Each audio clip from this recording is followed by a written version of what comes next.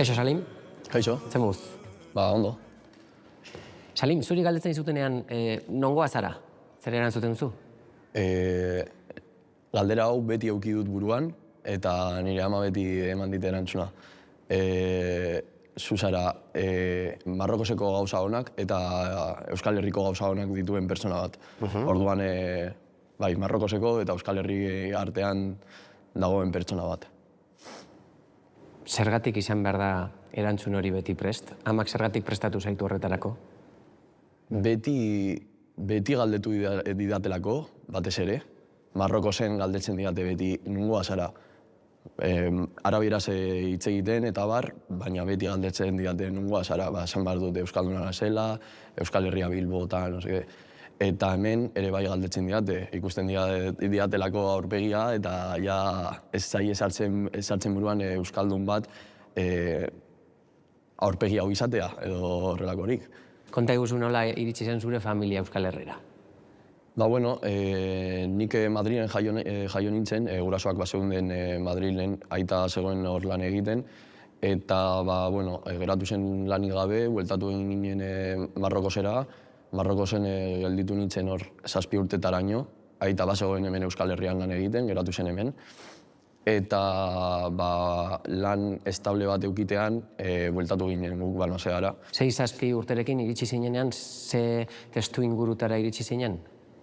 Ba, behitu, iritsi nintzenean, zen justo jihadismoen atentatuak gertatzen ari ziren, bazegoen begirada guztiz gure kontra ipinita, eta hori hasi nintzen nabarmentzen, adibidez, eztabaida bat eukitean norbaitekin eta lehenengo gauza, que vienes a quitarnos el trabajo, terrorista, ume bat izan da. Lagunak egitea zuretzat zaila zen? Lagunek egitea? Bai.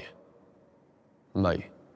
Gehienetan, behitu nik hemen adibidez Balmasean, nire klasekide guztiek zaukaten bere kuadrilla, pertsona guztiek zaukaten bere kuadrilla, baina etorkinak ginenak batzen ginen gure artean. Bai Saharagoia, bai Marrokiarra, bai Senegala, bai Brasilkoa, eta deitzen ziguten los moros. Edo guk ere bai, hausnartu genuen, nosotros éramos la cuadrilla los moros. Eta hori zen gehiago zuen artean erosoago zeundetelako, edo zein gehiago inguruak hortara derrigortzen zintuztelako? Erosoa sentitzen ginelako, eta ere bai ingurua horra eramaten zigutelako. Beste aukerarik ez izueten ematen? Zure identitate hori baztertzen bazenun, bai, eukiko zenuke aukera beste kuadrilla baten parte hartzeko. Baina zure identitatea barneratuta bazeneukan, ez zen opzio bat hemengo kuadrilla batekin egotea. Zuk ez duzu nahi izan hori egin? Ez. Eta sorte handia daukat nire gurasoi esker, eta nire laguniei esker, ez naizela hori. Esan behar dudanean marrokiarra nazela, eta horregatik esan dizut lehenengo gustatzen zaidala, galdetzean nungoa naizen. Mengoa naiz, oso harro nago Balmasako izateaz, baina ere bai, oso harro nago arabieraz egiteaz, Tetuanen, adibidez nire herrialdea dela Marrokosen, Tetuan nola den jakitea edo hartako jendea ezagutzea, marrokiar batekin topatzea eta agurtzea. Eta gaur egun lortu duzu eroso sentiarazten zaituen kuadrilla bat edo bi edo dana alakoak topatzea? Bai. Ikusten da sudaera ipinita, daukadala txoko guzki. Zuen txokoa, Balmasedako txokoa? Bai, eta gara 40 pertsona. Eta haiek dakite ni oso harro nagoela marrokiarra izateaz, eta ere bai euskalduna izateaz. Hori da, eskerrik asko. Hemen daukazu, azukera da. Zer, azkenean jungo zara eskalatzera edo? Ez, hemen lan egin behar dut hemen. Segurazki bai, ematen badi denbora jungo naz. Zein bidia ematen didazu. Hori, ikusiko gara. Venga, agur, Salim. Agur.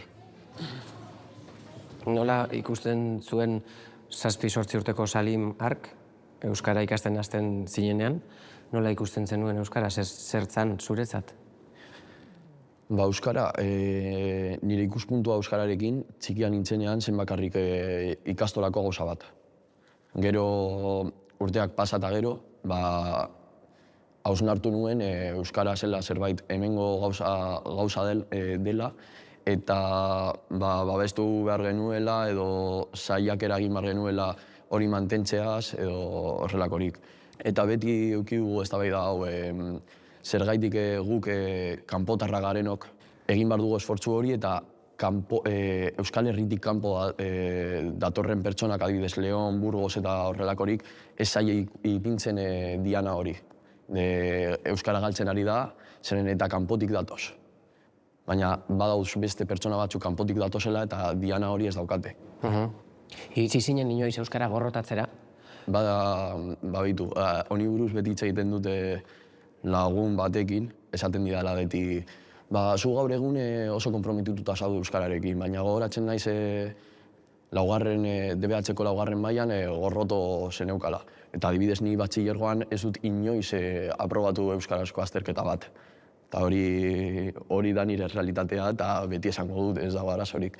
Baina bai, eduki dut gorroto, ez dakit gorroto den, baina zen konpromisu bat, ez neukan barneratuta, ez nekien zer zen euskera, bakarrik zen klaseko gauza bat. Orduan ikusten manun nire herrialde osoa, Balmaseda dela, kaleetan ez zela euskaraz hitz egiten eta jendea batzuetan ez zuela esfortzua egiten edo batez ere gazteak ez dugu eukiten arazoaren pertsepzio hori eta ez nuen gorroto, baina bai zen otro día más, una hora de clase de euskera. Eta zagertatu da orduan zugan, Euskara eta Euskal kultura besarkatu nahi izatera pasatzeko? Nik beti egon naiz oso konprometituta, ez dakit, arrazakeriaren kontra gauza hauekin, eta ikusi nun guztia erlazionatuta zegoela. Guztia badago militantzia horren barrua, eta ikusten dut Euskara ere bai dela, ez dakit nola esan, zutabe edo pilar importante bat borroka honen barruan. Hasieran muga bezala ikusten zenuena, Bai. aukera bihurtu da? Bai, eta espero dut aukera handiagoa izatea. Beti nago pentsatzen nola hobetzea nire Euskara, nola egin aldutan nire herrialdea euskaldunagoa bihurtzea, eta bai, aukera bat izaten da.